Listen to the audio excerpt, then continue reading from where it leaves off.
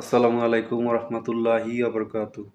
শান্তির বাসা বোঝে না মোদির সীমান্তরক্ষী, তারা বোঝে বুলেটের বাসা।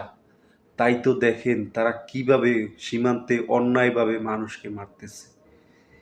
এই সীমান্তে মানুষ মারা যে কবে বন্ধ হবে এটা আদৌ কেউ বলতে পারেন? মোদির সীমান্তরক্ষীরা কেন শান্তির কথা বুঝতেছে না? তারা কেন বুলেটের বাসা ছাড়া কোনো কিছু বোঝে না? তাদের বিচার আল্লাহ পাক করবে। অবশ্যই আল্লাহ পাক তাদের বিচার করবে। যারা শান্তির বাসা না বোঝে, বুলেটের বাসা খোঁজে এবং বুলেটের বাসা ব্যবহার করে, তাদের জন্য আমার আল্লাহ পাকই যথেষ্ট। হায় আল্লাহ, যদি তারা শান্তির বাসা বুঝতো, যদি তারা বুলেট থেকে ফিরে আসতে পারতো, তাহলে কতই না ভালো থাকতো দেশের ভিতরে, এক দেশ আরেক দেশ। এটা কি কখনো হবে? ইনশাআল্লাহ আল্লাহ পাক সেই কবুল করুন।